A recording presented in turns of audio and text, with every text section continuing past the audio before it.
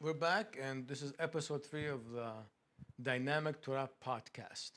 Episode 3. I can't believe you made it so far. Yes, Right? the feedback that I've been getting from people I've been sending it to has been extremely positive. Oh yeah. Tell me more about that. What are the thoughts so far? What are people saying? What are people thinking? Is it too deep? Is it too intense? Is it? No, I didn't get too deep or too intense. I got remarks that very refreshing.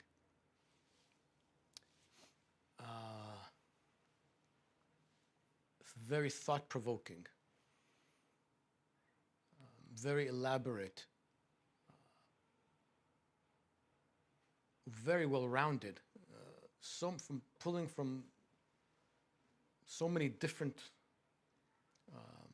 angles that it shows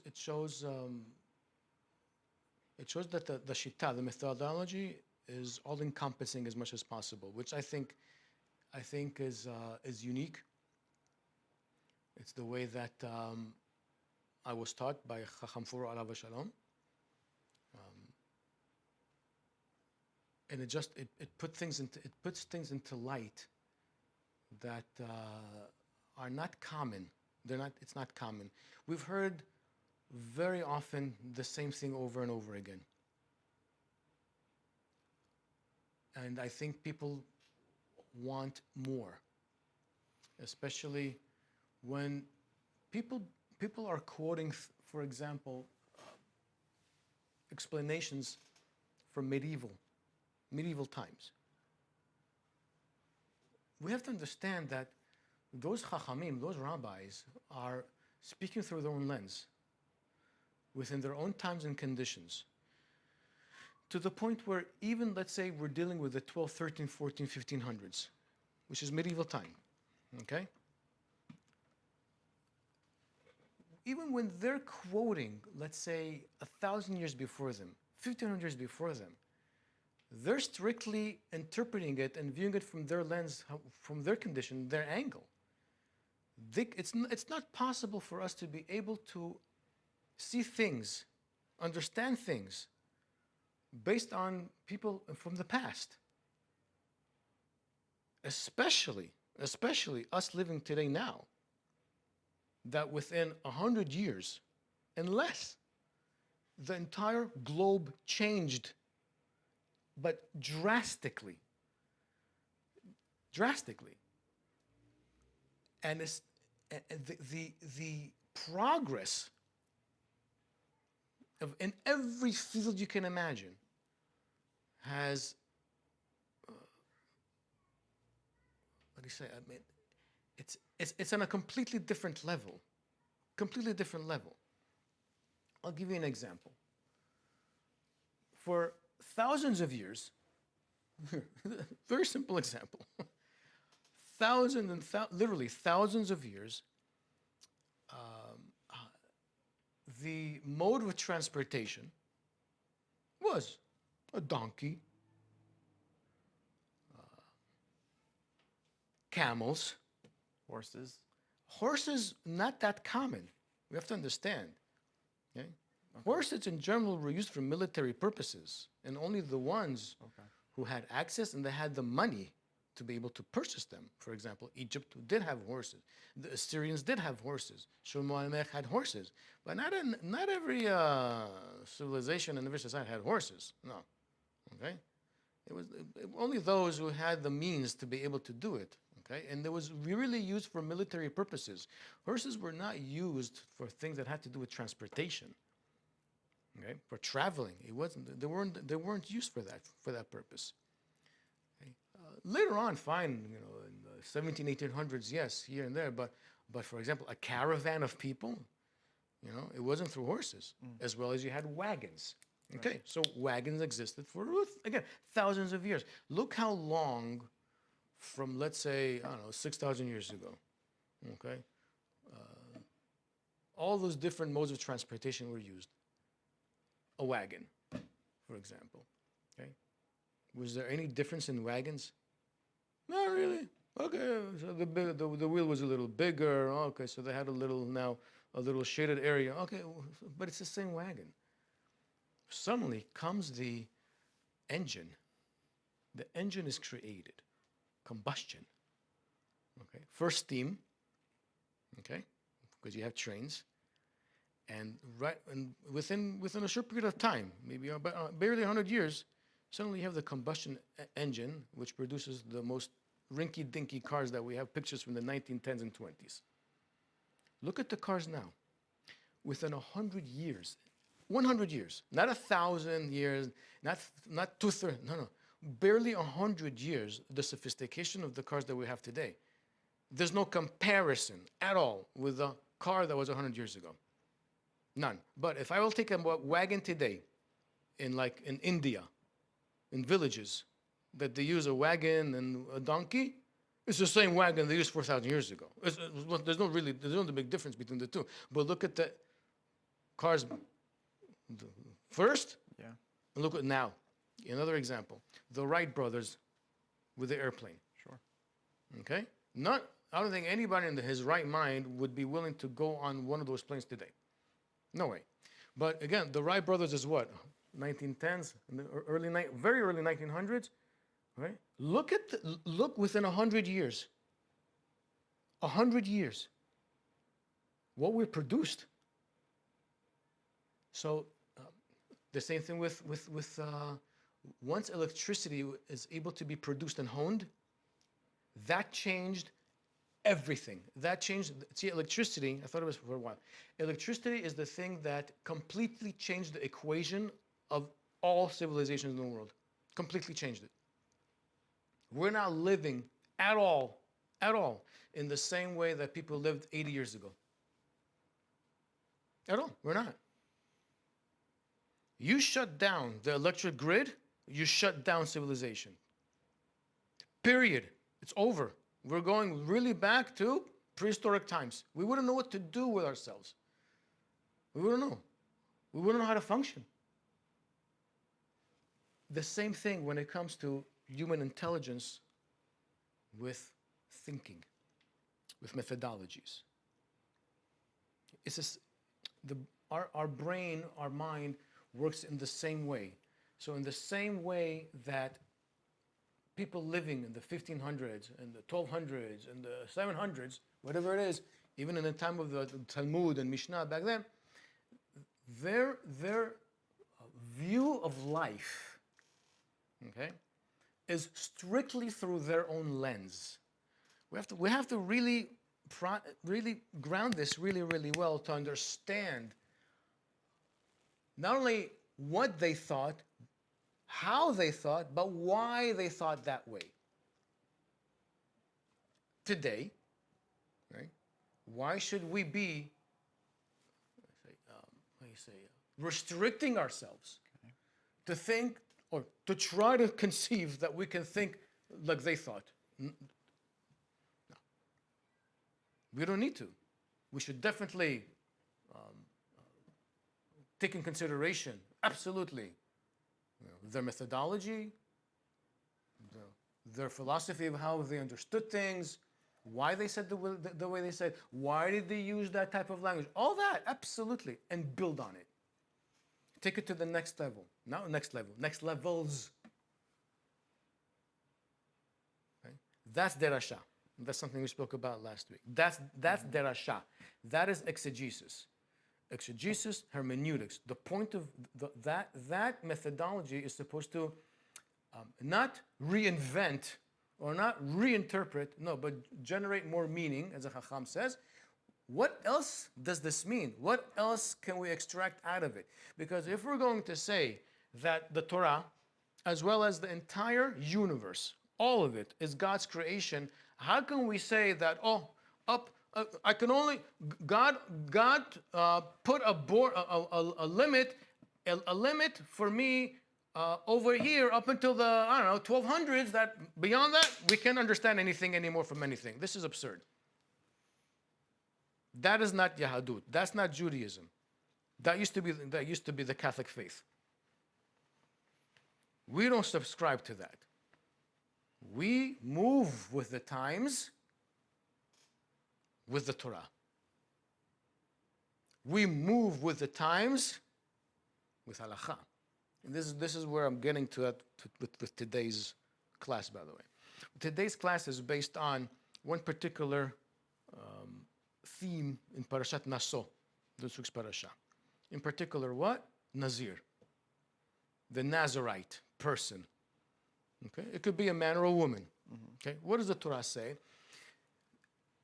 A person, Adam, Ish, a person decided to become a Nazarite. What does that mean? I'm going to dedicate a portion of time, Chachamim tell us, approximately up until 30 days. I'm going to refrain from certain things, and to the point where I'm even going to detach myself, in a sense, from the rest of the people. Basically, I'm going to outcast myself. And how does the Torah describe that? That he's going to be Nezer Ladonai. In other words, he's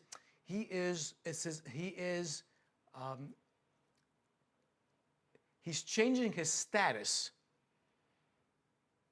okay, from what he was what he was before, and now he is going to become something in the status of sanctity, of Ladonai. So we need to understand this. Okay? It doesn't tell us why. The Torah doesn't tell us why people did something of this sort. Why would anybody want to do that to him or herself? What is it? They have to refrain from anything that's made from grapes, from the vine. Anything. Alcoholic, non-alcoholic, doesn't matter. Even a grape, even a raisin. Anything that's made from vine, a vine, can't have it. Doesn't say why. Okay? The person cannot cut his hair for that period of time. What problem? Doesn't say why. Why? And he's separated from people. Why would anybody do this to themselves? So the Torah doesn't say this. However, Josephus writes, again, we need to understand. What Josephus is writing, obviously he's in the first century of the Common Era. He lived towards the end of the destruction of Beit Rishon and after. Beit Sheni, Second Temple. And of course, he is, describing as to why people did what they did. So we don't know why from the time of the Torah they did this. We don't know. But we definitely know from Josephus that in general, why did people do this? Number one, they wanted to give thanks to God because they went through some type of a serious illness or disease. So they just want to be thankful to God. As well as a woman who gave birth, she would also do this to herself. Why? What does one thing have to do with another? Right? Go back to the Torah time even. Right? 1,500 years before Josephus. Why did they do this? Right? So, digging into a lot of the things that I've been reading about ancient Semitic religions and all that, a person would do this because they feel at one point they were disconnected from God. And by them restricting themselves from certain things, both that have to do with ingestion as well as to do with something exterior, they hear, and they felt that this is like my time where I'm going to seclude myself and refrain from one of the great pleasures of life, wine in particular. That is how I'm going to connect with God. What's interesting is this. In the Torah, there's another place where it says that certain people can't drink wine when it comes to them being close to God. This is Aaron Uvanav, the Kohanim. Right? After Aaron's kids, Nadav and Abihu went to, and they Gave the Esh Zara. Right. So Chachamim, through Derasha, they say one of the reasons that they had wine. So they come up with that Derasha. But interestingly enough, the people who are prohibited of having wine, alcoholic, not the other stuff, just alcoholic, are the Kohanim when it comes to being able to be part of the worship. But if they're not part of the worship, they're allowed to have. Okay? So maybe there's a little bit of a connection in the psyche of the people that just like they had to refrain from wine in order to come close and be part of the service, come close to God. Maybe that is one of the reasons why a Nazir also felt that for me to come close to God, because the Nazir felt something he's lacking. See, the thing of a Nazir is something that's strictly internal and psychological. It's personal. It's very personal. It really, really is. Right? It's not something that Bedin has to do with it. Right? It's not, we make you Nazir. No. I'm making an oath, I'm blah, blah, blah, I'm doing this. Okay. That is how they felt the connection. Right? And the whole thing of cutting the hair. The hair for Semitic people was not something like for the Egyptians. For the Egyptians, hair on the body was something that was viewed as dirty, not hygienic. Okay? Whereas for Semitic people, hair was something that was viewed as beauty, as strength, as vigor. Very different. That's why you have Yosef before he goes to Paro. Like Allah. Like Allah, they totally shave his head. And his face. And his face. Everything. To the Right. point where most likely even his body, because the Egyptians also shaved their entire body. Okay? Interesting, okay. So maybe when he's growing this hair, but it's not fixed. It's not, braided and looks good. It's not tidy. Nah. Not groomed. It's disheveled. Right?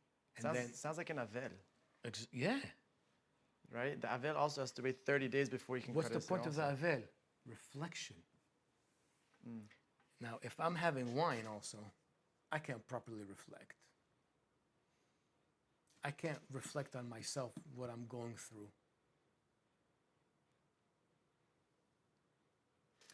So there's something. There's something there. Again, the Torah is not going to be giving this type of information in a mitzvah and all these things, okay, if it's not something that was deeply understood and ingrained in the people. Right, so I think that's also a very important point, before tangentially, that HaKadosh Baruch Hu, and circling back to the previous episode of Ma'amad Har Sinai as well, with the covenant and the negotiation between Am Yisrael and God wouldn't legislate or give a mitzvah that the people did not understand. Correct. Or would not understand. Or not relatable to or not them. relate, correct. This is, again, relatable. They cannot be in agreement, called a covenant, a berit, with something that's not relatable. I don't know what you're talking about. What are you talking about? Prime example, okay? Why doesn't it say explicitly to pray in the Torah? Chachamim have to make a derasha, ולעבדו בכל לבבכם, איזו עבודה שבלב? זו תפילה. What's the worship in the heart? This is tefillah. They need to make a derasha in order to legislate that, tefillah is Misvat Asim in Torah. Nothing to do with the korbanot and all that. Because even in the time of the Second Temple, right, there was korbanot. Chachamim, the sages, did not annul the Amidah. No, sir. It became standardized in Israel, by the way, in the time of the Second Temple, that the synagogue still had the Amidah in it, as well as there was a whole big fight between the Pharisees and the Sadducees, that the Pharisees made the Sadducees, who were Kohanim, you're going to say the Amidah out loud in the temple while the Qurban is being burnt. This was a big fight, including the Shema, by the way, also in the morning. Right? So telling you that, why didn't God tell the Jewish people, you have to pray? What do you mean? This would have been very bizarre for them. They would not be able to relate to this. They related to animal sacrifices, just like all other people. That's how we worship the God. What? No animal sacrifice? What do you want me to say? Huh? Bizarre. They couldn't relate to that. Later on, fine, okay.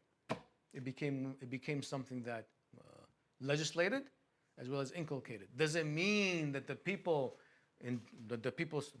didn't have their own mode of communication with their God when they're worshiping? Of course they did, but definitely not something official, as Harambam writes. Everybody said whatever they felt like saying. Right, that was the extent of it. That's it. And that's but important to clarify. Yeah. But it's not an official tefillah. It's not a national formula of tefillah. It isn't. Right.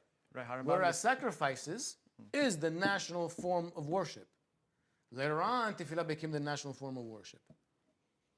Right. So it's tefillah, while it was a mitzvah, it was very open-ended until after the destruction of the first temple. Correct.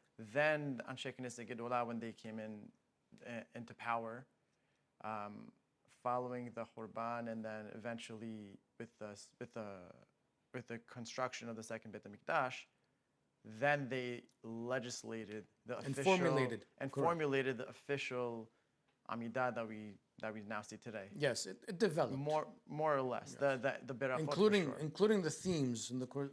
Yes. According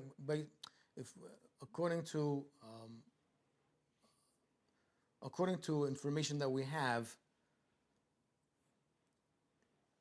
the Supreme Court, in the course of time, made it 18. It was not 18 initially. No. It wasn't. Okay? It evolved. So now going back to the Nazir, where the Nazir, the Misva of the Nazir had to be something that was on the people's mind and had to relate to them. Yeah. Right? Yeah. So it related to them. So they understood it.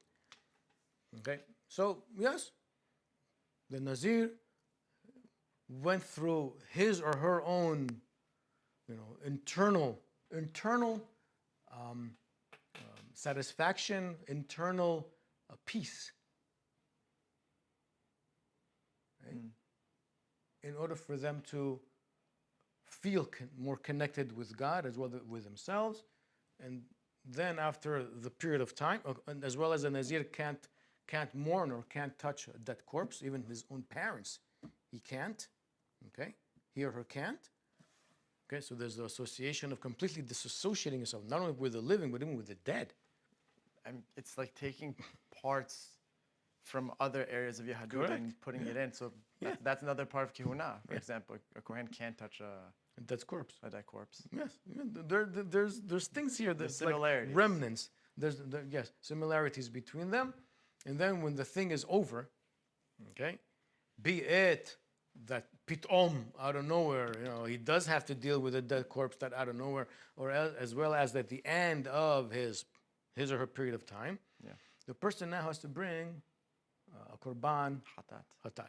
A person has to bring a korban that has to do with transgression. Right. Sin offering. A sin offering. I don't like the word sin. I like the word transgression. Lahto is to deviate, to go off the covenant. That's really what it means. Sure. Sin is something the church and the Catholics created. I don't know what that means. I know what hayt means. I know what avon means. I know what pesha means. And we have recourse to do teshuvah on all three. Okay? So this is where I want to get to also. Why does the Nazir have to bring a korban hatat? Okay? So if we look at the Chumash, right? If we look at the Pesukim, it tells us what's the pasuk? Bring the Chumash for a second. Okay. Oh, off the top of my head, I want to make sure I say it correctly.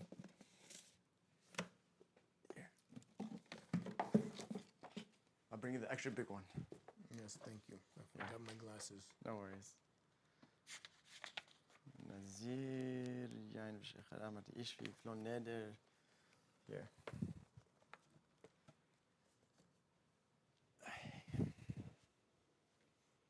וכיפר עליו, ועשה כהן אחד לחטאת ואחד לעולה, right? one חטאת and one עולה, וכיפר עליו מאשר אשר חטא על הנפש. Okay, so this, so Chachamim say, what are you talking about? Asher hata al hanefesh, on somebody's soul. It's like, it's a nefesh. Who are we talking about? So you have two opinions in the Talmud.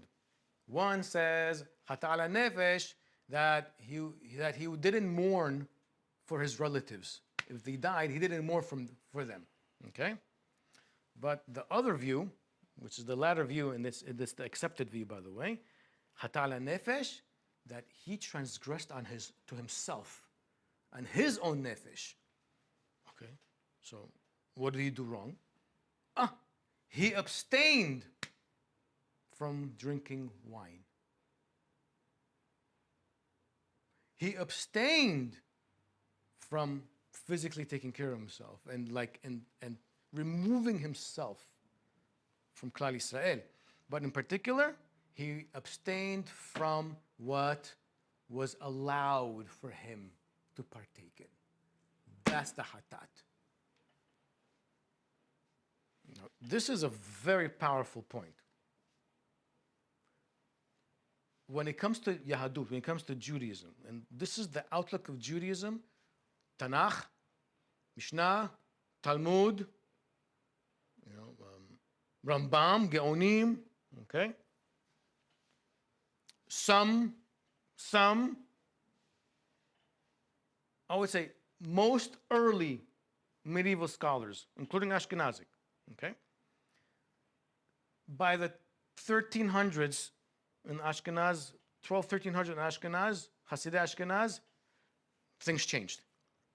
And later on, things changed more later on in Ashkenazi communities, but it still continued traditionally the way it was in Sephardic communities in general. And this is where we're getting at in a second.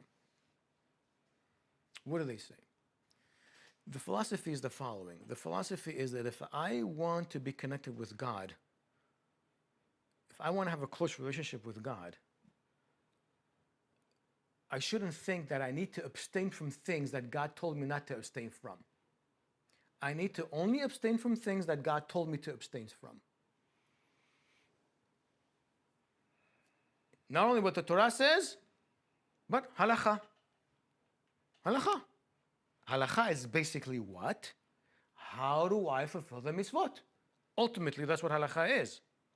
Beyond that, beyond rulings that are not associated with the mitzvot, technically, it's not halachic. It could be custom, it could be practice, fine. But if it's not legislated by the Supreme Court, therefore it doesn't have legal basis to it. So this is very, very deep and critical point to unpack. Yeah.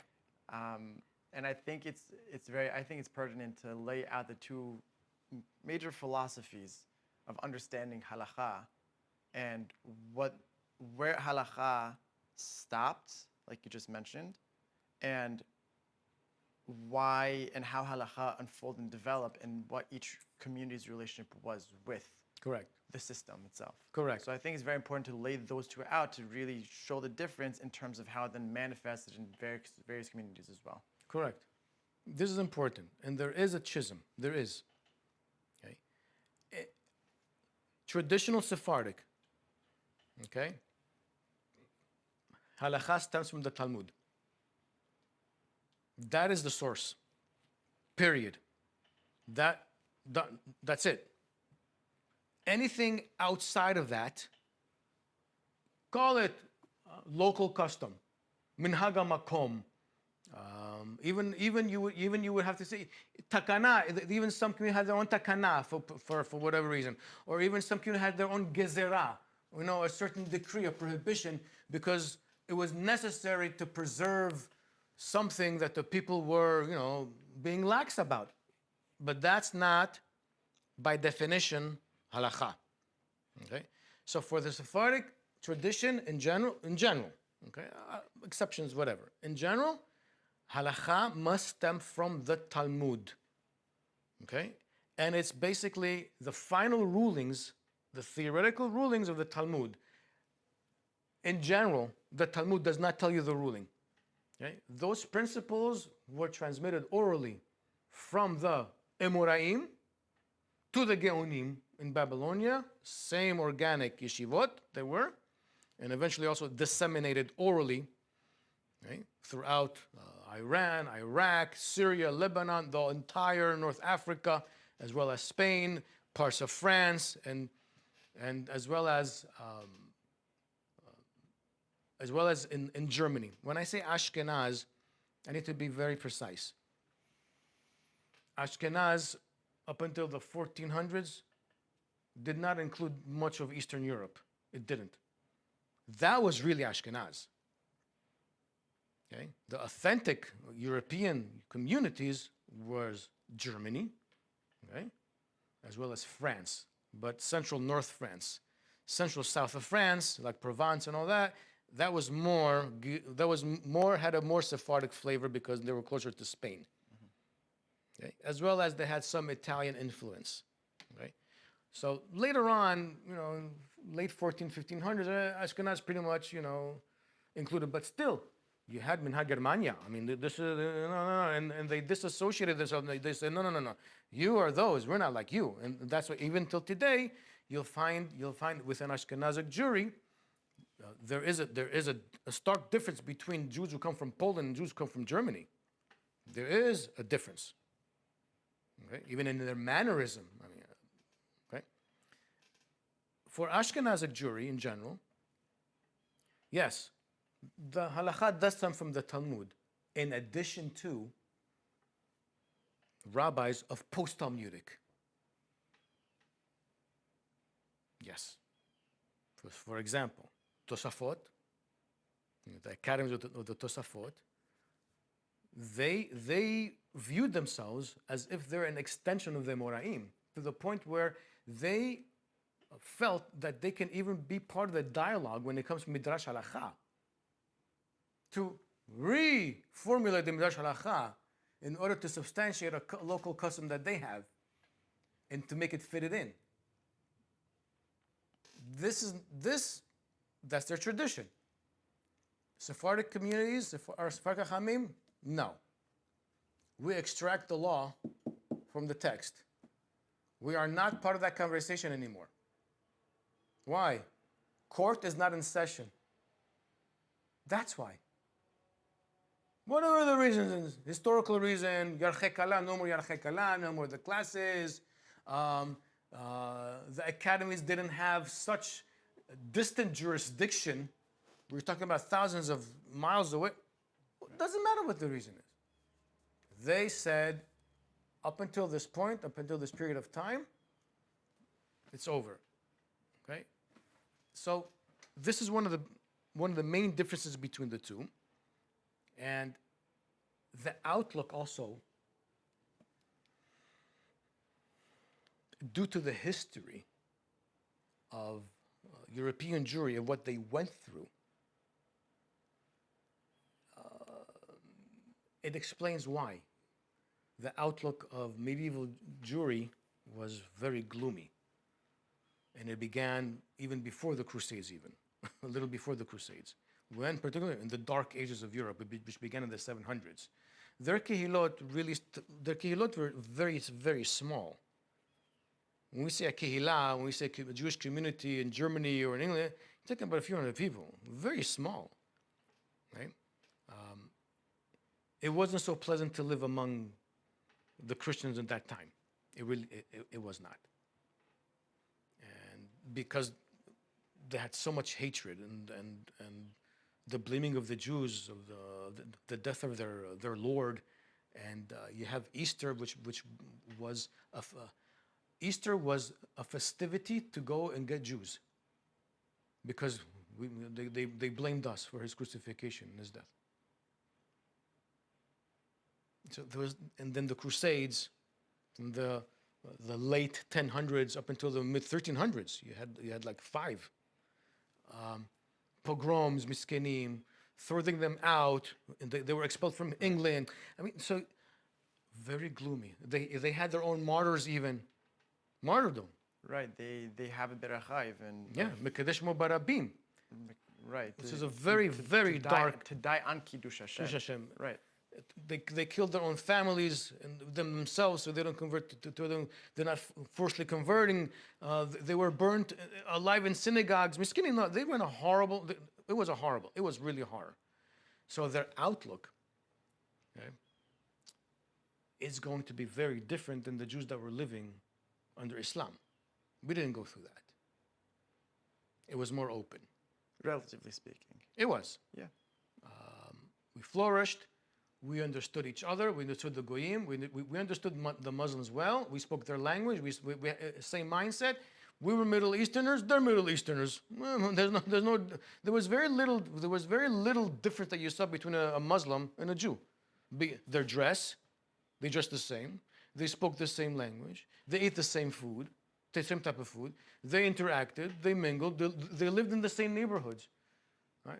They didn't have the same animosity.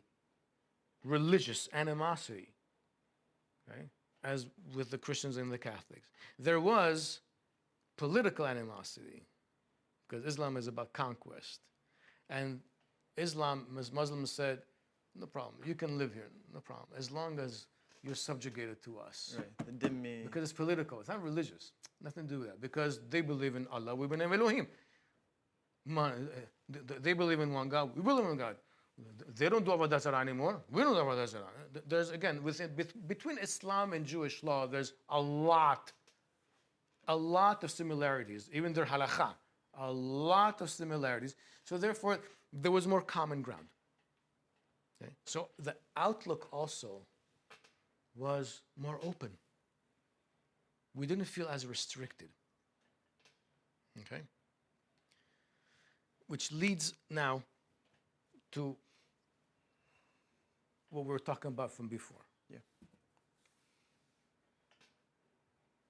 The same way that the typical European believed, thought, felt that the way they get closer to their God, their religion, is abstinence, abstaining.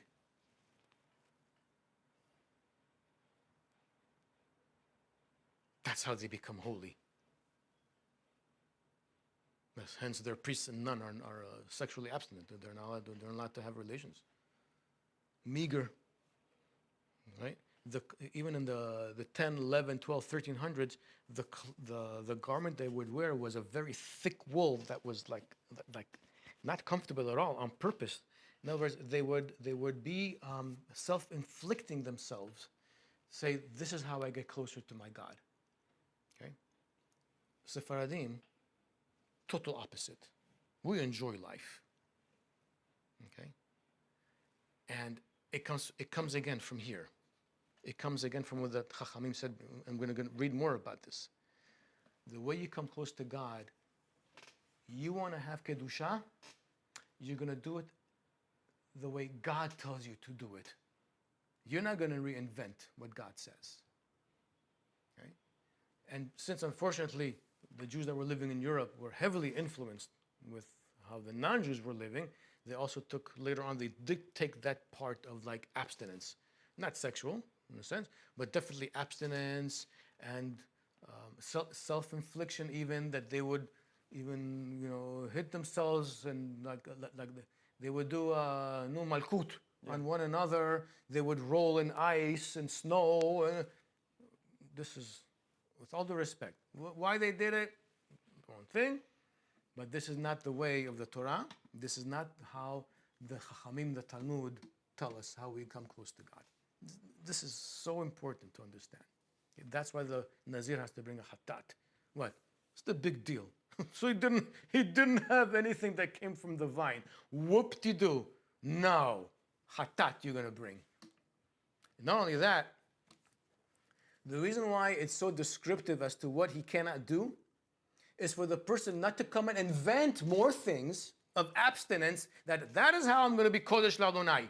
There's no limit to that also. That's the thing. It's set.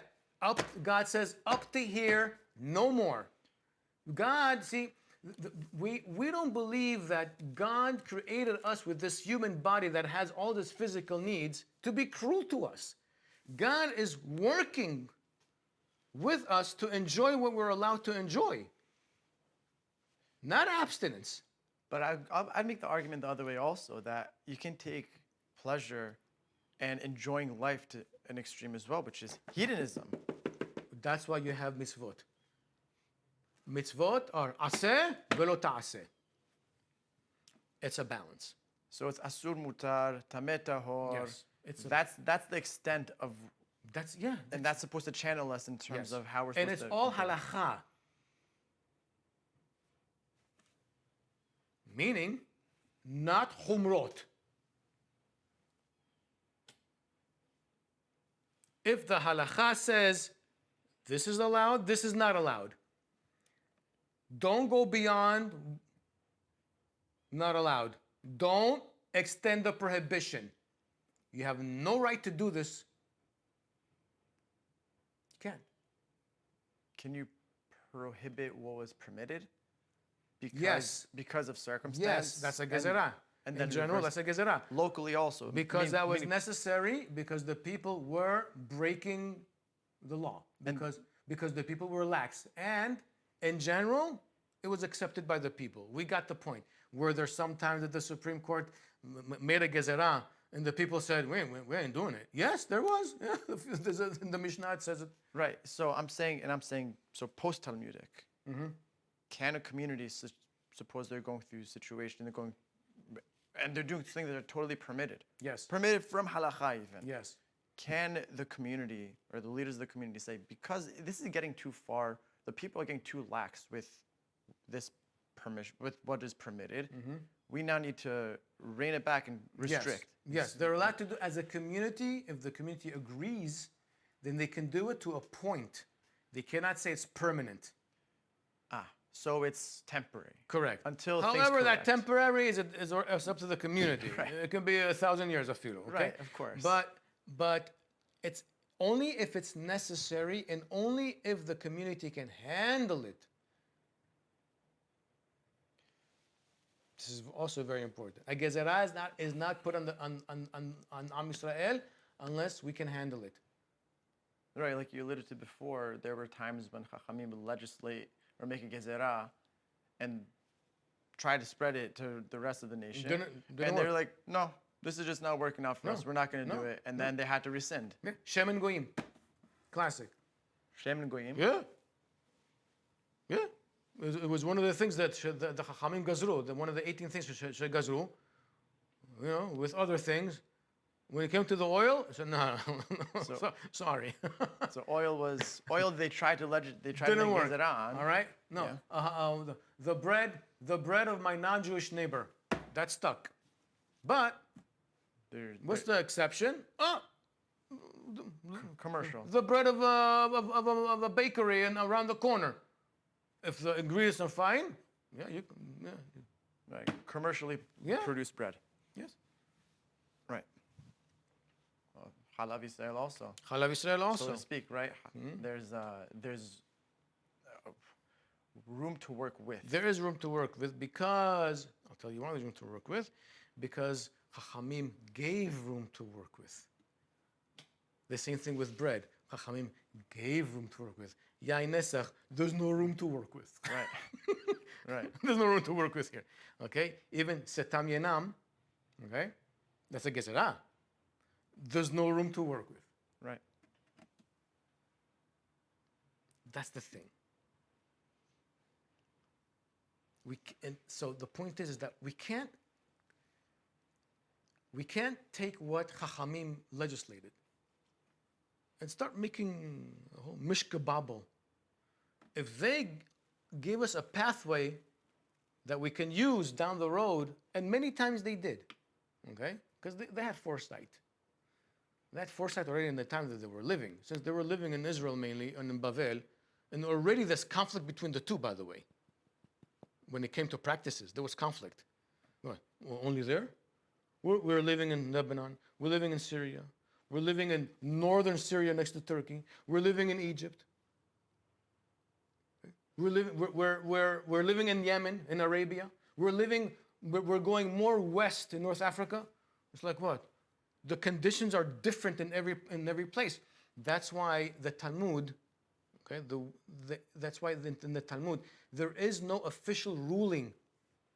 And whenever the Talmud says Hilcheta, that's Sevoraim. That's not Emoraim. That's later. That's the generation after the Talmud is concluded.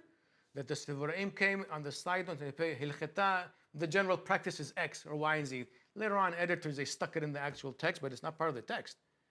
On purpose, they left it open for the communities to deal with the challenges in their own way. Why? Because you're still within the framework of law, of halakha. You're still in the framework, be it the majority opinion or be it the minority opinion. That's the brilliance.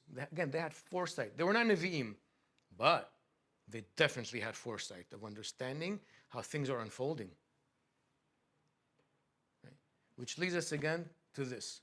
Sure. Right? So I looked up some sources, and I'll give the actual source and all that because not commonly known, and it's speaking about really of what we're talking about of not going beyond what the law is telling us.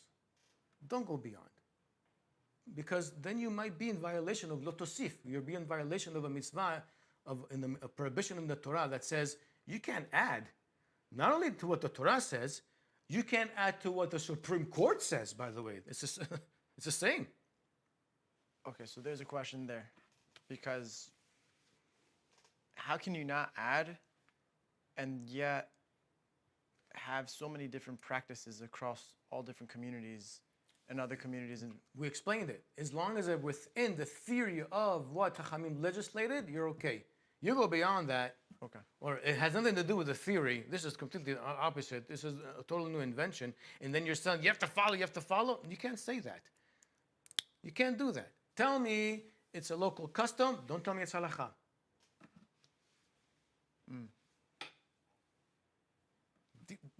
It's very important. As well as if I'm going to a community, I need to respect what they're doing, especially in public. I can't tell them, I come from Miami, I come from Florida, from Hollywood, and you are in Mexico. We don't do that. So, yeah, but you're not in Florida. You're here, Habibi. You need to respect the local practice. right. Now, if they're doing things contrary to halakha, contrary to the Torah, it's like, what the heck is going on here?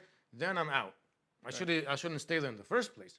But if they're within the law, within the theory of it, you're still okay. Right.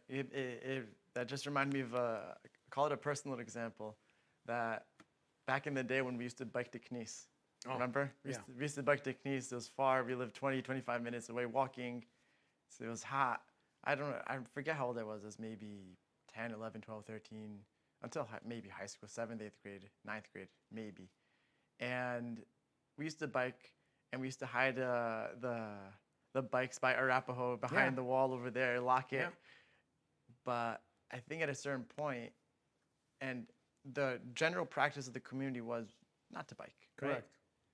And I don't know what led to it, but eventually we did stop biking, and I think it may have been, maybe it was a conversation Rabbi Davis had.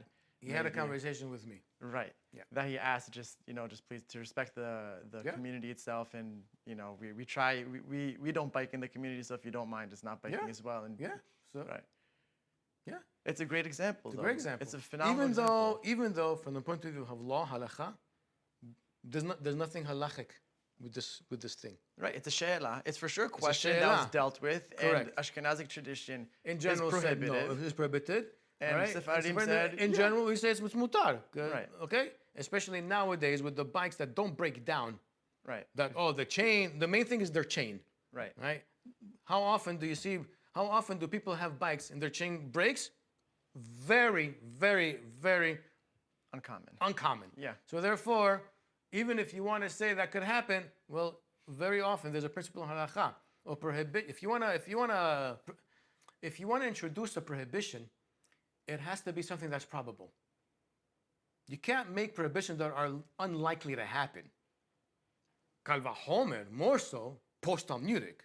Right. That you cannot make a prohibition. You cannot make up a gezerah if it's up the Supreme Court. Right. All right? Right. So, but the main point being is that living in the community itself, and that's the respect. position. There's a certain respect that has to come with the Correct. members of it, even if their own personal practice Yes, may differ. because that is etiquette. That is kavod to the tzibur, kavod of the community. Right. And that's part of the definition of tziniut, of being modest. Don't stand out. Don't stand out. Okay, so I want to read a few things that Chachamim tell us concerning people, even in the time of Chachamim. I think it's always been an issue, though.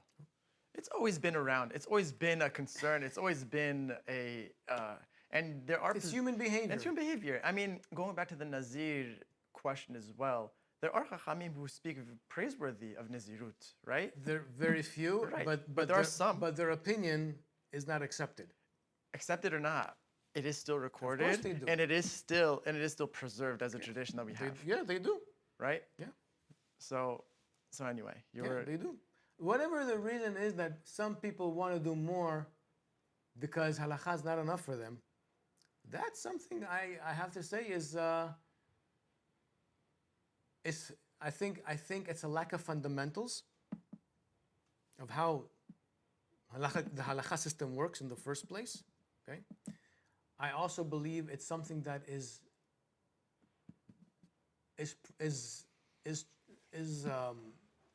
they do that. They take upon themselves more than what's necessary in order to fill in a gap that they have. It's like overcompensating. Yes, there's something is lacking in their lives. Right. They feel something of a guilt. Maybe, I don't know, very often, I'm going to say this, very often people who are Hoser B'tshuva, they become more extreme. So why? No, it's not enough. Why? It's because they want to compensate for their past. Right. It's going from one extreme to the other, and I think a part of that also stems from the lack of fundamentals and It's a lack of fundamentals. and the principles and the knowledge, just knowing what the Yes. base is first before jumping and saying this is what That's halakha is. Yeah. Right. That's in general most Hoser B'tshuva people. Okay, thank God this Hoser B'tshuva. By the way. Maybe one day they'll understand how the whole Jewish law edifice is built on in principle. Maybe one day, maybe. But, sometimes our tefillot are not answered. All right, so I'm going to read to you something that already in the time of the Second Temple, this was going on. This was a problem. And Chachamim frowned upon people who took upon themselves extra. It was frowned upon. Okay? So I'm reading from Yerushalmi, from Masechet Berachot, chapter 2, Halakha 9. It says the following: Kol hapatur midavar ve'osehu nikra hediot. A person who does something which he or she is not obligated by law to do, and they do it, is called an hediot. Okay, so what does the word hediot mean? Right. It's a Greek. It comes from the Greek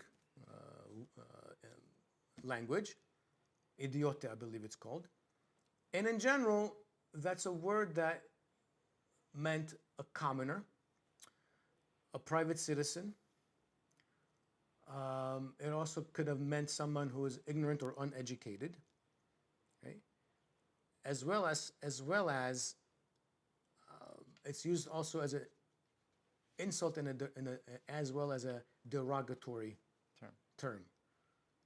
In this context, what it means, hediot, is a person who is not even amaris, a total idiot that he did this. Why? Because one, they have other statements in the Talmud that, right? It's the classic question that someone who's not obligated and does mitzvot, do they have more sechar than someone who is obligated and does the mitzvot as well? The conclusion of the Talmud is that the one who's obligated and fulfills the mitzvot Gets more sechar. but it's still a question that is brought up, and it is a valid question. Because He's not saying they didn't get sechar. He's just saying this person is an idiot. This person has no scruples. Why? Why? That's a very good question, because I think we see more and more. There are times when we say, "Oh, someone's patur," but like we still should do the mitzvah because we can, right? We still could do the mitzvot. Why not? What's the problem? Even if you're patur, you should still try to do the mitzvot. What's the problem with that? Why do you think they said this? Again, it's a powerful statement. It's controversial. I don't think it's controversial. I don't find anything controversial by the way. I don't know what that means. To me, no. For me, nothing is controversial. So why would the Chachamim say this? Perhaps it's reflective of their own time, that there were people who were taking on more than they needed to, and they were focusing on the wrong things. For example, what do you think? What were they focusing on during that time? Forget that time, even now. No, it's in general. Okay, let's say they were focusing on something that's patur. I mean, the first example that comes to mind for patur, someone's exempt. Oh man. One example that comes to mind is a groom on his wedding night is patur from saying Shema. That's that's something they bring. It's the same. Oh, because it's the same Mishnah. It's in that. It's in a different place, but it's in reference also. It's in reference to that as well. Okay. Okay. This statement had to do with a rabbi. This is in the 2nd century, late 2nd century, even mid 3rd century. It was a Tanna. His name was Hiskiah, and he was also a colleague with Rabbi Yehuda Nasi. Okay.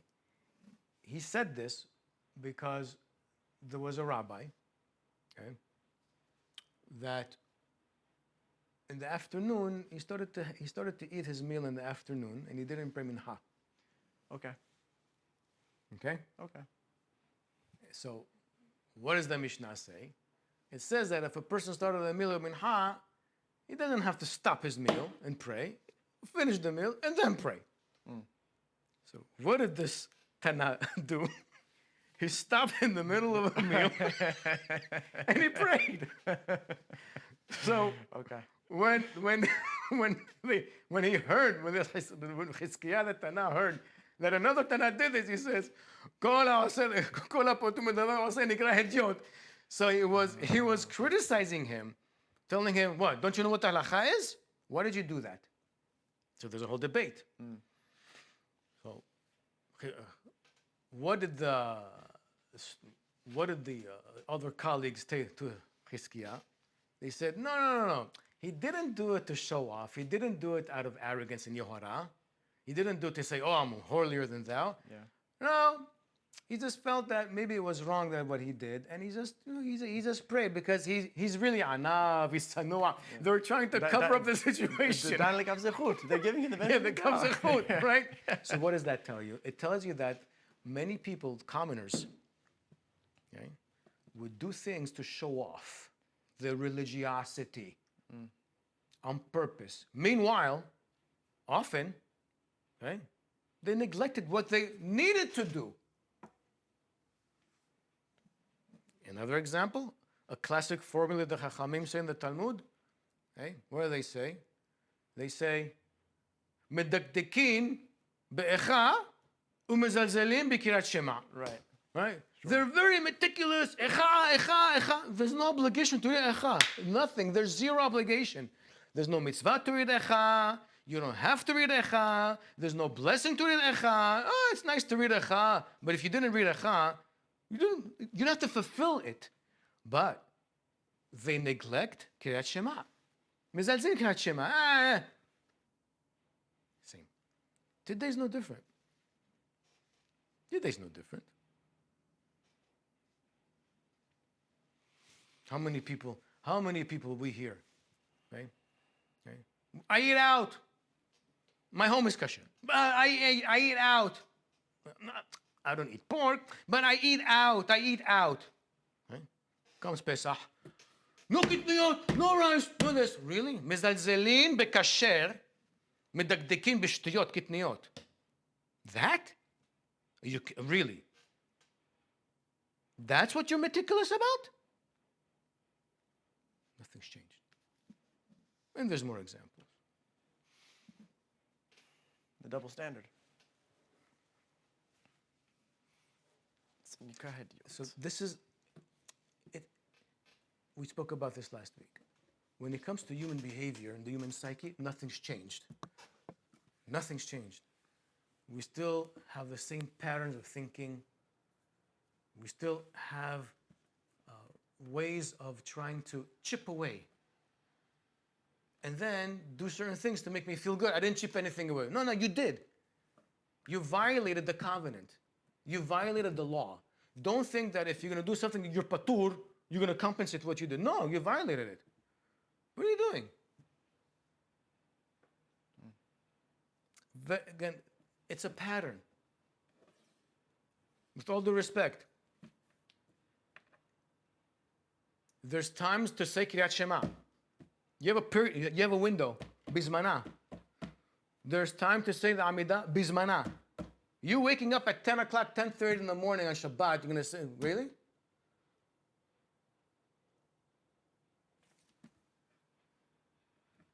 And then you're acting holier than thou. Even rabbis do this. That's an embarrassment. That's a violation of the law. How can you do that? That's halakha. This is, no, but I'll do other things, chumrot, to compensate that. Really? It's a joke. So you're making a joke. I think call it a joke. I think it's a misalignment of priorities and values. But again, more than anything else. But it comes to this. It's again, why do people do extra things? Because they want to compensate for things that they're not doing. This is something that psychology deals with. It does. It deals with it. Meaning, I'll give you an example. Okay. A husband who's a jerk to his wife, right? So every so often he'll still be a jerk. Every so often he'll buy her a nice gift. Oh, here, honey. Oh, thank you. It's like a Band-Aid. The same thing. A parent who is neglecting their kids. So every so often they'll buy them a nice big gift. Oh, here you go. It's a rebalance. But it's not balancing. Right. So does kavyachol. It's like a Band-Aid. It's a Band-Aid. That's all it is. Okay. You're not fixing the situation. You're not. You're delusioning yourself thinking that you're okay. No, you're not. You're not. Halakha standard is something that we can do and handle, by the way. We can. We really can. The basics, you mean. If we just stick to the halakha, stick to Mishneh Torah, stick to Shulchan Aruch only, without the billions of commentaries that added 25,000 different Shulchan Aruch now you have. All right? It's not anymore, Chachamim said, oh, you shouldn't have two Batei Dinim in one city because then you have two Torot. Now we have 50 Torot. Why? More layer and more layer and more layer and more layer. And here. This is what happens. This is what happens. It's not, halakha is not good enough. How can you say Jewish law is not good enough?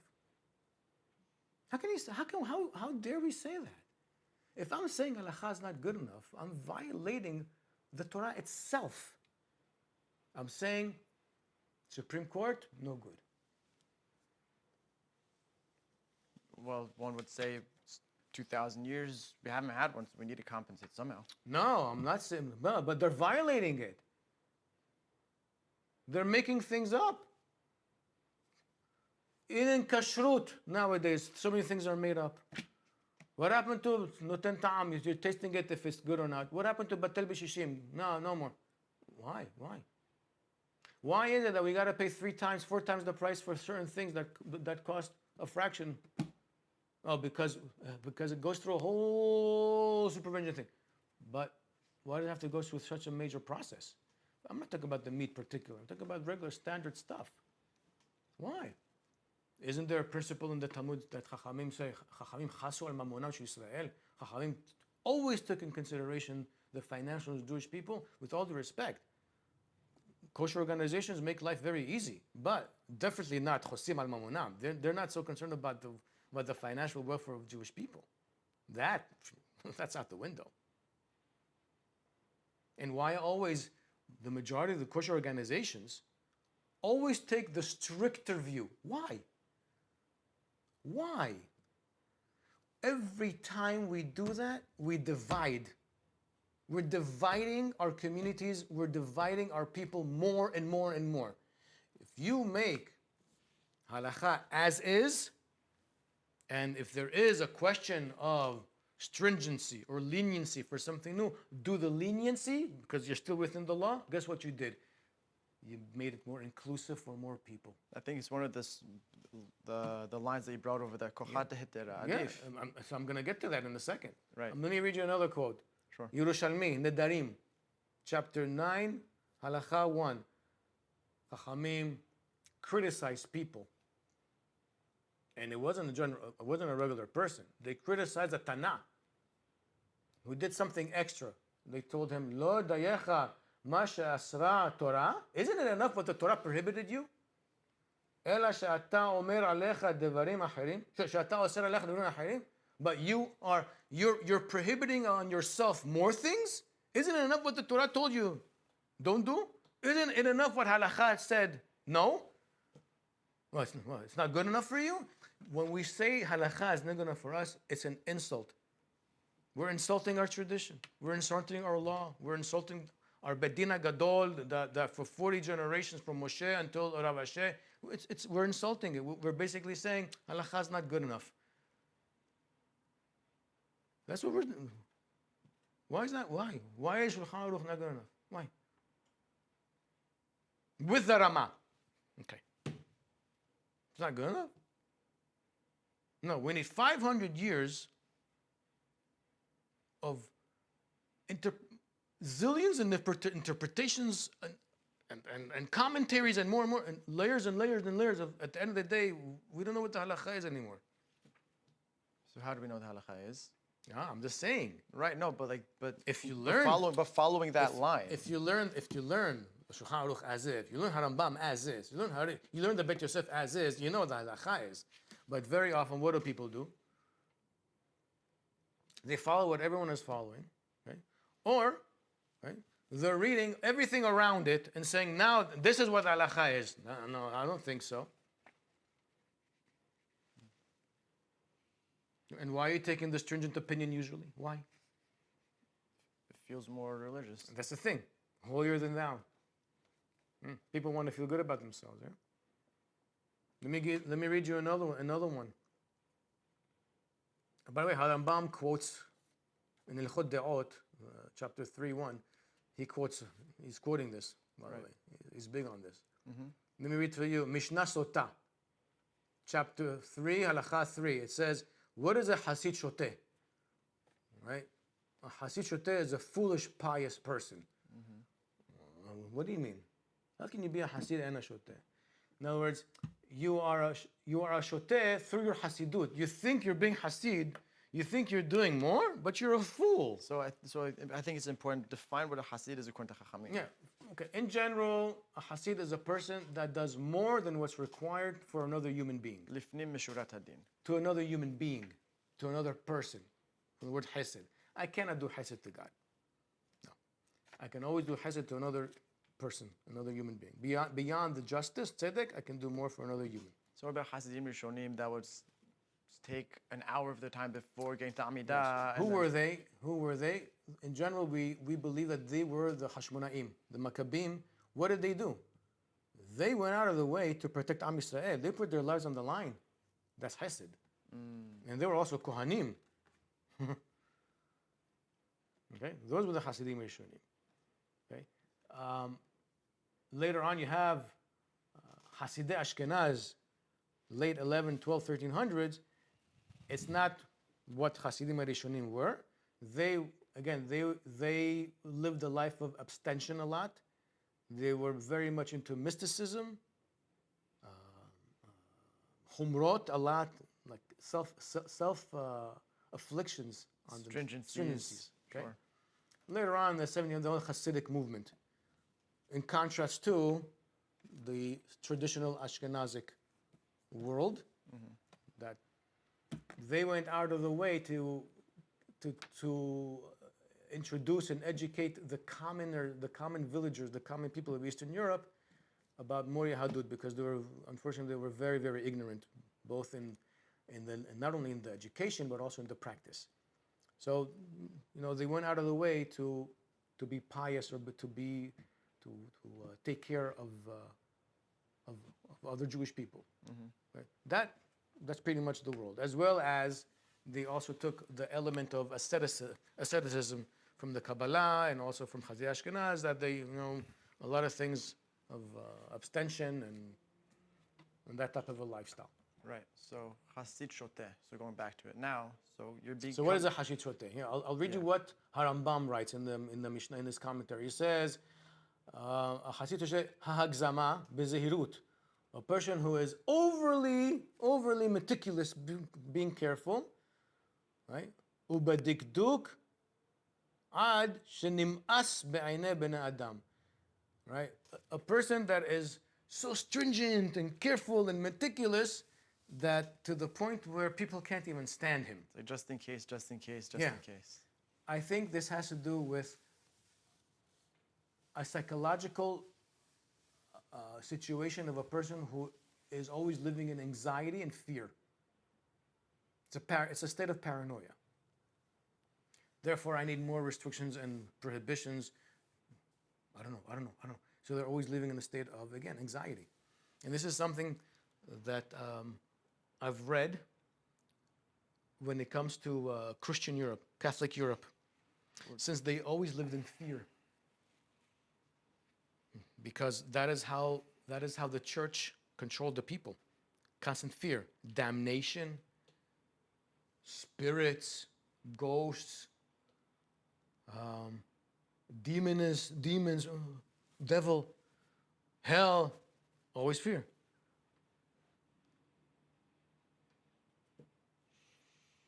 A state of constant anxiety, yeah. So they felt a little more secure, as well as if I'm part of a bigger group that's doing the same, so I fit in. So I have a little more security. I'm not alone. There's definitely some psychological things going on here. Oh, big time. It's worth unpacking and developing another time, but I think the main point is, going back to the Hasid Shoteh, to be too careful and just to continue making sure and just in case. And it reminds me, what it reminds me of? The second you started reading and explaining it, two images popped to mind. One is during Sukkot, when people go and they look for the etrog, and they have their magnifying glass, yes, and they take the etrog and they're examining every single millimeter of the etrog, just in case there's no blemish.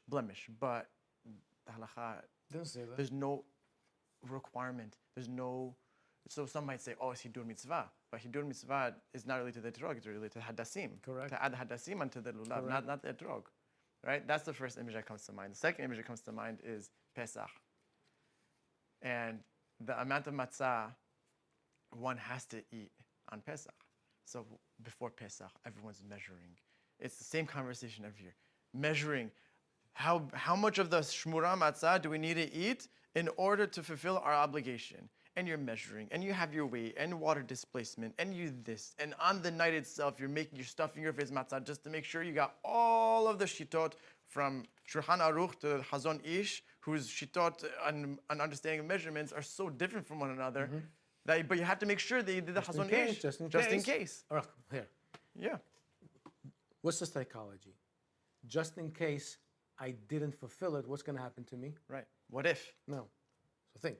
Just in case I don't fulfill the different opinions, what's going to happen to me? Something bad. I'm damned. I didn't fulfill the mitzvah, so something bad's going to happen to me. I'm damned. Paranoia. It's a state of anxiety. Yeah. Therefore, what does halakha do?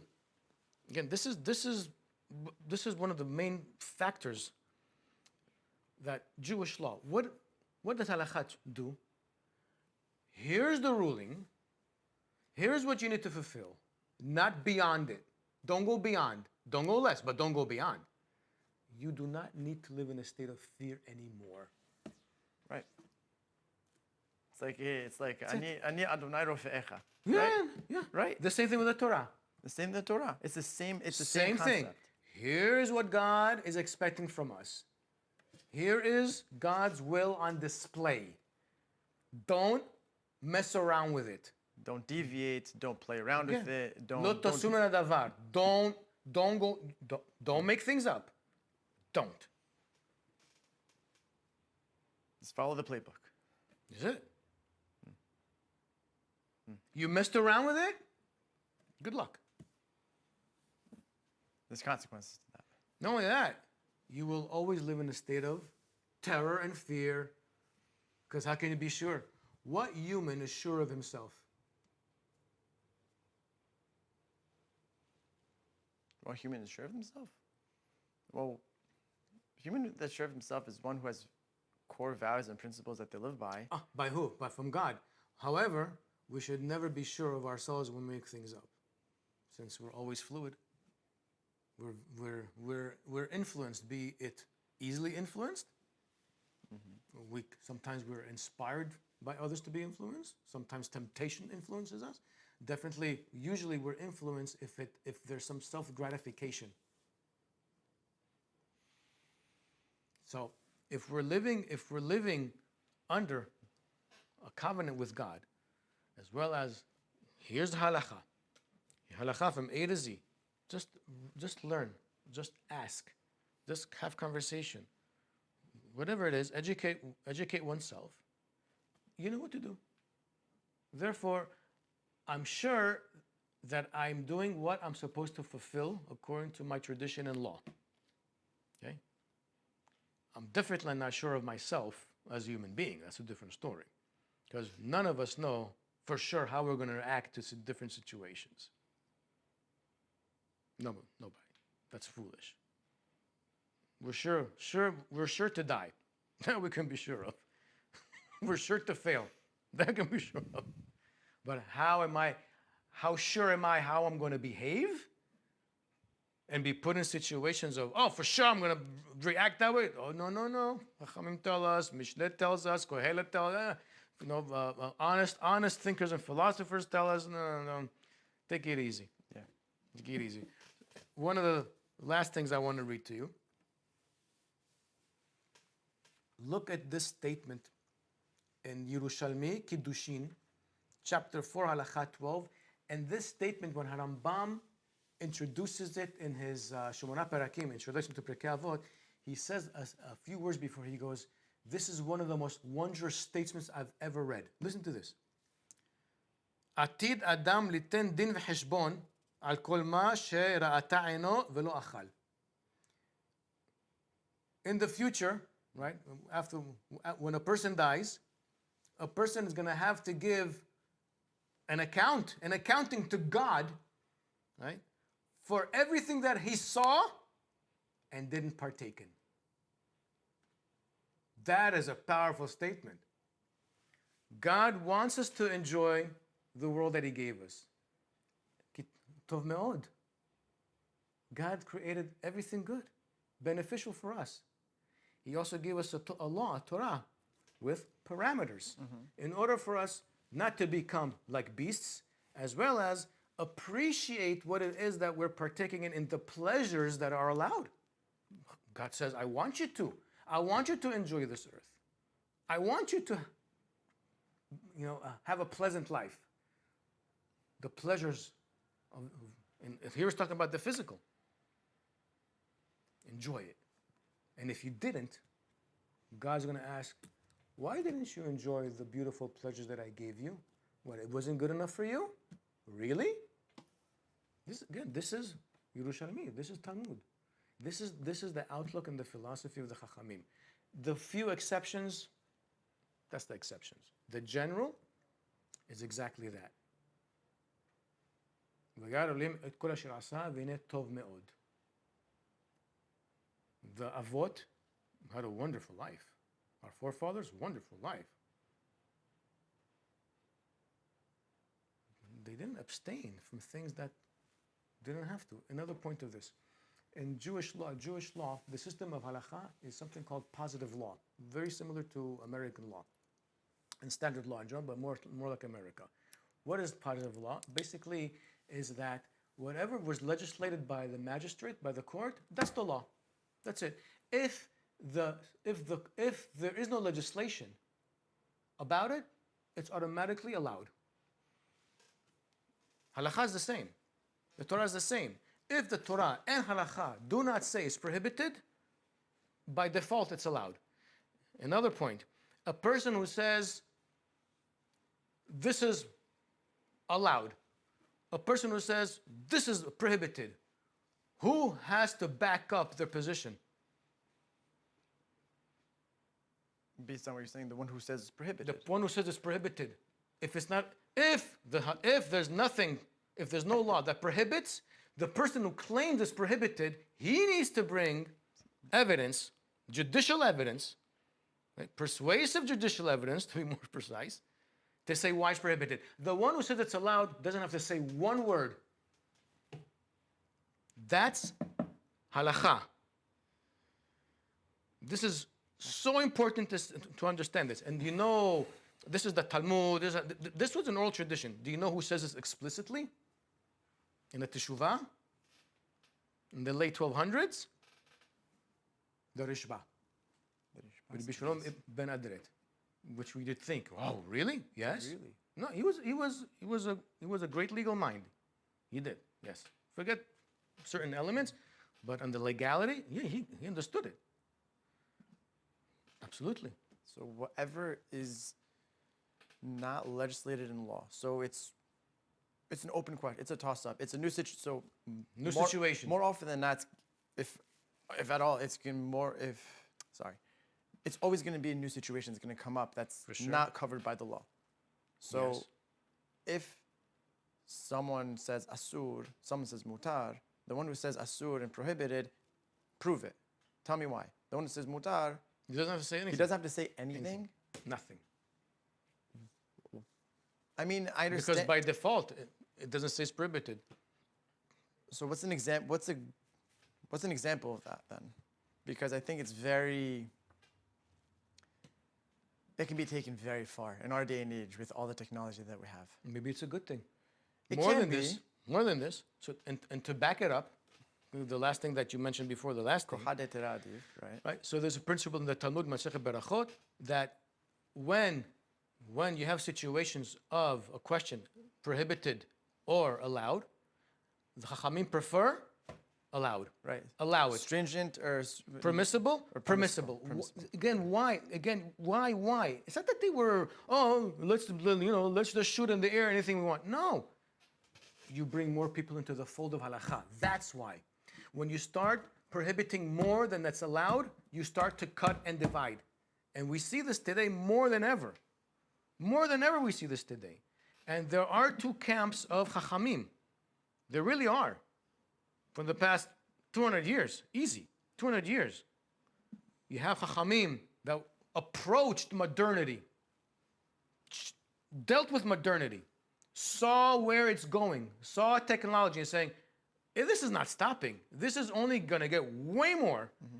We need to think of parameters of how we're going to say, this is okay, to keep people in the fold and not say goodbye to them. And then you have another camp that saw modernity as a threat, as this is going to break down the walls of the Torah. Right. Prohibitions. We have to isolate in order to preserve. Correct. But that is not the tradition of the Talmud. So what is the boundary then? Because with new situations, yes, we have the framework and the guidance, but the slippery slope argument, fine. Right? Each case, each situation, each case has to be dealt with in its own framework. Don't give me a blanket on all technology. You can't do that. Okay. Right? Fine. Each each situation, deal with it. Give a little bit of the parameters as to how far and what can. Some of the things that people say that people are afraid of. Okay? For example,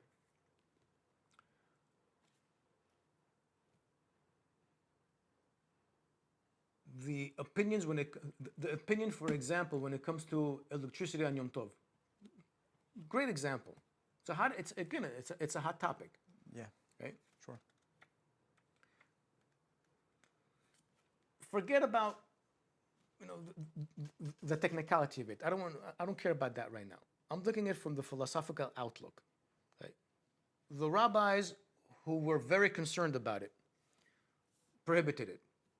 Turning it on and off. You can't. If it's something before, okay, and you're heating something up, okay, up and down, as long, okay, just like you do with fire, okay. But to turn on and off, no. Okay. Why? I would think they were, and they write this, they were concerned that's going to lead to other things that people are going to do with electricity. Slippery slope. Why can't you simply say, At kan tchum, up until this point, okay, beyond that, don't. It's a sur. And it's up to the people to do whatever they want. Just like everything else in halakha. Okay, so Okay. that's okay. So Okay. keep going, and then Okay. I'll point it. And I can back it up. I'll back it up with the fact that Chachamim allowed us to use fire on Yom Tov. With what? Parameters. Yeah. This, okay. This, not okay. Do the same thing with electricity. Okay? So the rabbis who say don't turn on and off, they say, well, we are giving you parameters because you're allowed to, Turn up the and knob down. up and down. But you can't turn on or off. Okay? Whereas the rabbis who say that you can turn it on and off, okay, saying this ain't fire.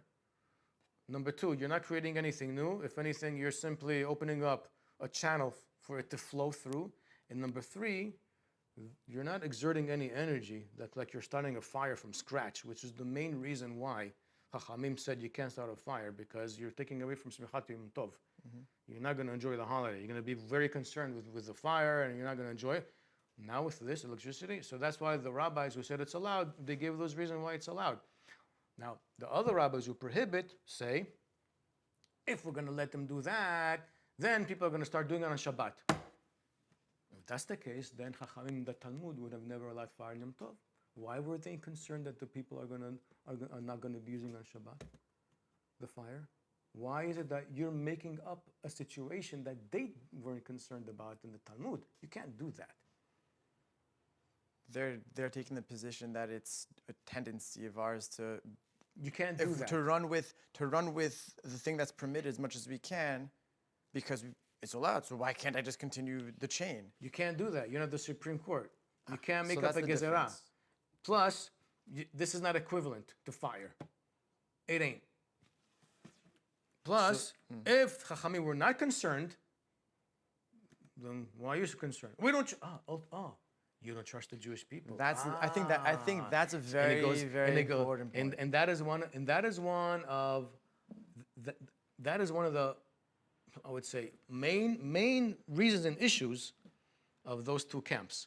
The camp that very often wants to prohibit, they don't trust that the Jewish people are going to take it seriously and do whatever they want. The other camp says, no, we're going to say what's allowed, what's prohibited. Hanach lem l'Israel. Let the Jewish people on their own make their own decision and then their own determinations. We're not a police. There's no halachic police. Again, two different modes. Yeah, the outlook is Two different outlooks. stark. It's night and day. It's really, It is. you can't. There's very little overlap at all. Unfortunately, between the two.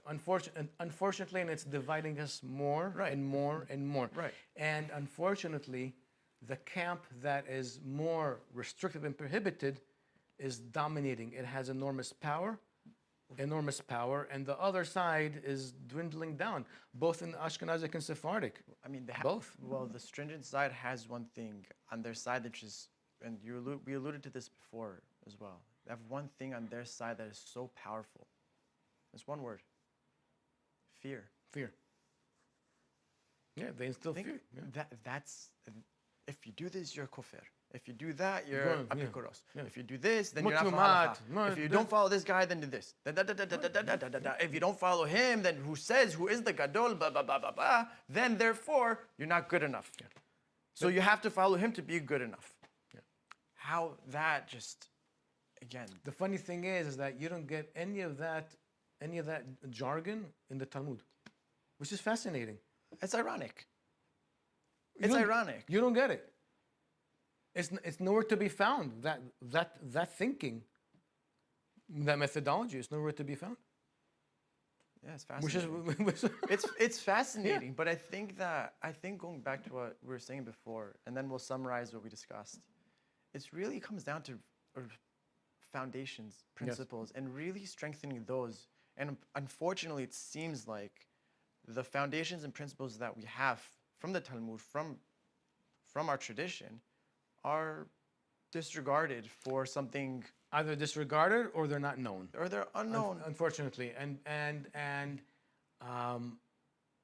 to the demise, unfortunately, for the Right. past 500 years, the way rabbinic ordination has been given, unfortunately, it's basically study this information, take a test, and have a good day. But they don't study the principles of law. They don't study the system of halakha.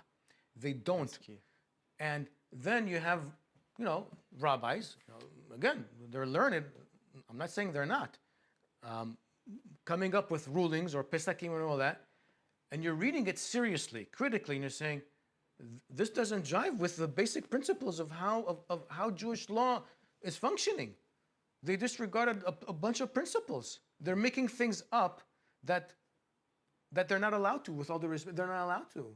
The Talmud doesn't do it. What gives you the right to do it? You can't do it. Yeah. The Supreme Court didn't do it. Why you? What? Right. And I'll give one example of this, because Shavuot just passed.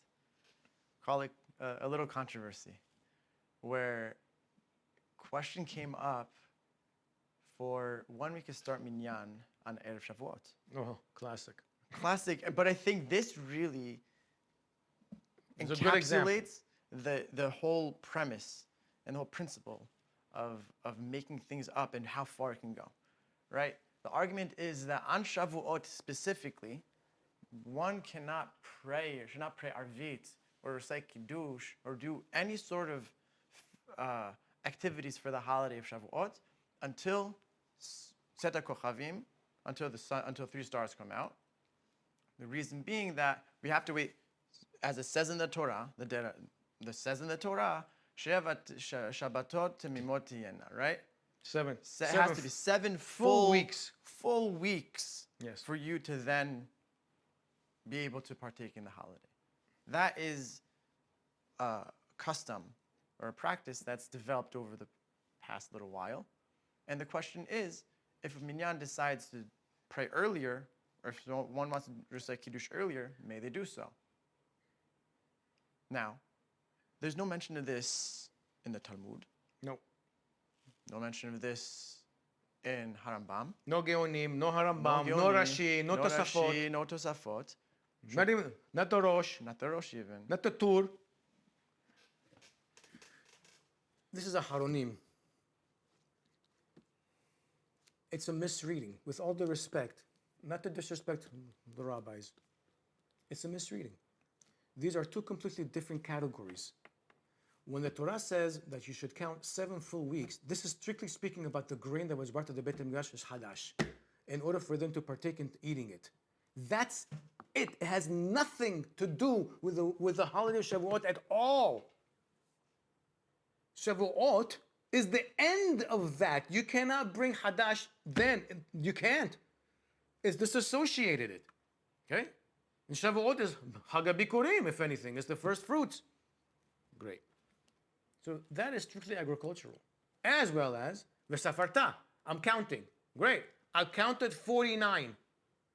When did I count 49? The night of 49. Khalas. And the day of 49 is the day of 49. I'm done. I counted. I fulfilled the so-called 7 full weeks of counting. I counted. I'm not counting anymore. It's over. There's not 50 days of counting. 49 days of counting. That's one. Second, Arvit has nothing to do with the 7 weeks at all. This is prayer. This is agricultural hadash. Plus, since Arvit does not have a specific time, therefore, we can pray early like we do on a daily basis, as well as on Shabbat, Friday night. So if I prayed before, what does it have to do with the agricultural cycle? Nothing. If I even said Kiddush, like I usually say Kiddush before the holiday, I can say Kiddush before Shabbat begins because I'm extending the day, I'm extending the holiday. I'm bringing Kodesh on the whole more, just like I can do with other Shabbat and other holidays. Why can't I do it here?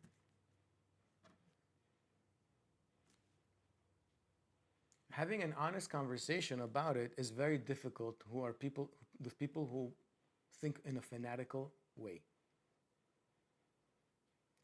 Because that fanatical way of thinking is based on anxiety and fear. You can't have a dialogue with people like that. Therefore, you can't even have a halachic dialogue.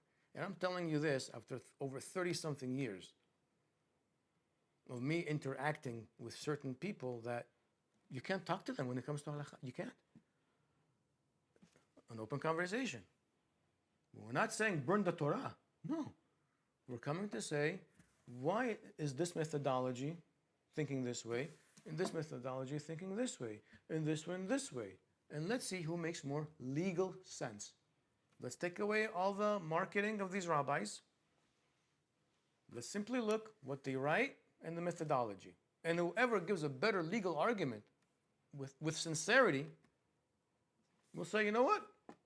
This makes more sense. And it's not that we're saying this person throw away his books. No. Because they're all fallible. And no one is infallible. Right. So to sum up. That is the tradition of halakha. That is the tradition of the Talmud. That.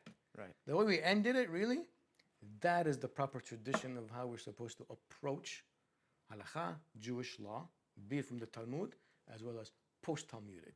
Right. And analyze and understand and think. And if we have new teshuvot on new things, let's see. Let's see what this has to say. Here, we're dealing with times where sensors are almost everywhere. There's LED sensors. There's motion sensors. Sensors on the watch. I mean, there's so many things, and let's see how can we deal with it within the framework of Shabbat, within the framework of Yom Tov. Are there things that are allowed? Not allowed. Don't tell me blanket not allowed. Once you did that, you're out. You're out. Because you didn't bother looking deep into it. You didn't bother looking at the Shabbat principles of what Chachamim say is mutar under certain conditions, whereas it could still be a toledah if you did it that way. Could be. But watch out. Oh. I'll give you a funny example. Right? So this week we were at the hotel in the events. Yeah. We were doing. So the ballroom, the ballrooms where the tefillah was, and the lunches and all that. Okay, great. So there's bathrooms on the floor. Okay. Yeah. And in this hotel, the bathrooms, everything is sensor. It's all sensors, right? Including the sink. Yeah. Sensor, the soap is sensor, the towel is sensor. Okay? Okay, sensor. All right. People did whatever they did. There's no, police, Yeah. That's not our job. It's not the caterer's job. Dude, if you need to find a bathroom that doesn't have sensors, you're going to have to walk around or go to your room. The Right. room has regular. Right. Okay? Of course. So this was, I believe, on Shabbat. On Shabbat afternoon. This was so funny. The mashgiach of the catering, I'm friendly with him. He's an interesting guy. He goes to me, יש לי שאלה. I go, מה השאלה? מה? איך יכול להיות, how could it be that the hotel doesn't have any bathroom that doesn't have sensors? I go, yeah, I know, everything. He goes, every time I have to go to my room, the stairs up and down. I was going, huh? I go, yeah, I understand it's difficult. He goes, מה אתה חושב? What do you think about it? I go, listen, I'm not going to tell what anybody, I don't tell what people to do. Everybody can do whatever. I'm not in charge of anybody except for me. That's it. I go, but yeah, this is it. What are you going to do? So he goes to him, but what do you think about it? מה אתה חושב על זה? אמרתי לו, I know there are rabbis who prohibit it. I know, and I read their teshuvot. But I also know rabbis, both Sephardic and Ashkenaz, that allow it. Ma, how could it be? I go, because they follow a principle in Halakha that says gerama. That's just one. There's a delay. And delay. I go, there is a delay. I go, when you're walking towards the place where you're going to do your thing, does it turn on? No. I go, it sensed you. Do you know that? It sensed you. It's waiting for you to leave. So by default, there's already a gerama. There's a period of time. It can even be a second. Mm-hmm. And then it's going to go on its own. I go, was that your intention for it to go on? He goes, lo. I go, so it's not even in machshava. There's no melech al-machashevet here even. Right? I go, even when you put your hand in the sink, it doesn't come out right away. Not automatically, no. No, it doesn't. Right. You go like this, and then poof. I go, that's gerama. That's indirect. Goes to me, he goes, Tov shani lo rav. He goes, you're like, good thing I'm not a rabbi. He's a mashgiach. He goes, I'm not a rabbi. I don't understand. I go, but listen, there are chachamim, again, Ashkenazic and Sephardic, who say it's allowed. Maybe it's not so public. I go, because unfortunately, since we combined halakha with politics, it's not too often we're getting sincere teshuvot lately, because rabbis are afraid. Okay? I understand. Nobody wants to be ostracized. Nobody wants to be put in harem like people do, unfortunately. It's very sad. There's like a censorship going on. You might find it in a book that, oh, really? I didn't know you. Yeah, it's there. I go, plus, the majority of these sensors are using LED technology where there's no heat involved at all, even. He goes, טוב, אני הולך לחדר. I'm going to my room.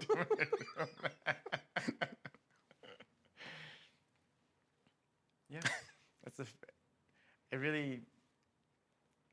really highlights the mentality. It really highlights the situation, the fear, the situation we're living in nowadays, and the leadership that we're lacking, unfortunately. Yeah.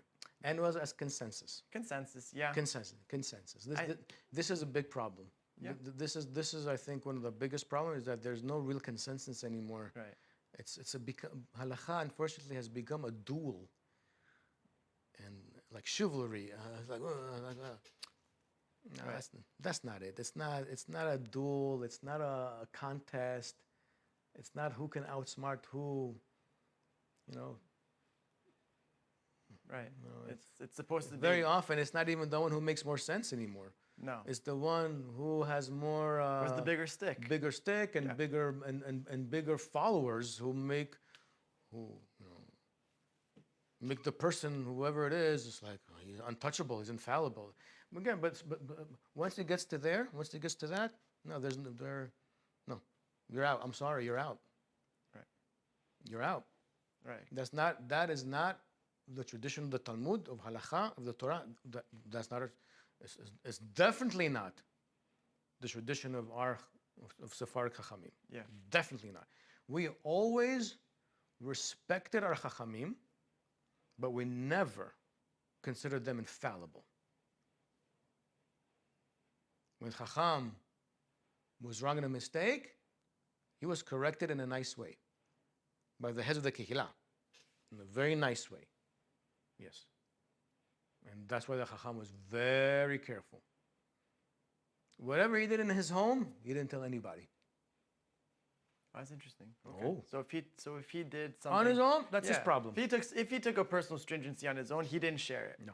But on the outside, on the outside, I'm like everybody else. You couldn't tell. I'm like everybody else, and not only that, I'm gonna make your lives as much as comfortable as possible within the law. That was a tradition of our communities. Right. And I think that is one of the main reasons why we had extremely low assimilation. Who people converted and married outside of our faith, very, very low. Whereas, unfortunately, in European Jewry in the 1600s, 1700s, 1800s, you had mass migration during the Enlightenment, right? Who converted to Christianity willfully, not by force, willfully. Right. And it's sad. It's very, very sad that we lost so many Jewish people. It's sad. It's sad. But we're still here. We're still here. Before even, I think it's just important to summarize because we covered a lot of ground today. First, as usual. Right, as usual. First but it's all connected, right? There is a silver lining between, and it stems from what we discussed with the Nazir, right? First, the history of the Nazir. Why is Nazir a Misva? What are some of the restrictions that he has? What do Chachamim say about the Nazir? The position they take? Why does he have to bring the Korban Hatat at the end of it? And then we discussed about the system of halakha and the two different approaches between the Sephardic, classical Sephardic tradition and the Ashkenazic tradition, I'd say. Yeah. The two different traditions where Sephardim generally believe and stand by the fact that Talmud is the ending point for the development of halakha. That is the end. Whereas the Ashkenazic tradition was to reinsert themselves into the conversation of the Talmud and then not just re-legislate, but re-litigate certain elements of law that was reflective of certain things. Of their communities, that they already had the customs of doing it. Correct. Right? One of the things, just to add, and I have to find, this is already late. Yeah. That the standardized way of how Sephardim took it took time, because among the Geonim also, they believe that they're an extension of the Talmud and the Moraim. However, they did not insert themselves in Midrash Halakha. That they didn't. Right? What they did is that they gave rulings as if they have the same authority of the Talmud because they believe we have the jurisdiction. Right. Understandable. It was a controversy between the Geonim, latter Geonim, 900, 1000, 1100, okay, and the Jews that were living already in North Africa and Spain, in particular with Rabbi Ishaq al-Fatsi, the Rif, Ibn Giyat, Harambam, Ibn Megas, okay, and so they viewed the academies of the Geonim as the heirs of the Talmud, but did not have the same authority of the Talmud. Right. Okay, because they didn't have the same jurisdiction. Right. Because of the expansion of the Jewish people, as well as there was no Ger Hakala program anymore. Right. So that is where there was conflict, and okay, so to think that the Ashkenazic tradition is totally from outer space, not necessarily. Right. Not necessarily. They definitely had some of the same element of how the Geonim thought what they can do, that they can also do. Right. Okay, but still there was a difference. Right. There was. The Geonim, as much as they can, they did not deviate from the Talmud. They didn't impose on the Talmud practices and customs that they had already, and then reinterpret the Talmud. That is something that Tosafot introduced. Right. That's the difference. Not Rashi, not the Ben Gershom. No. Right. That academy, they did that. I don't know. Maybe for purposes that they said for our survival. It could be. Right. It's not a criticism. No. It's a historical fact that happened. That's how they saw that's how they're going to deal with community situations in their times, Right. which was very dire. Very dire, Very right. dire. And we spoke about how dire it was and how that influenced the halachic outlook as well as the philosophic outlook of each community Yes. as well.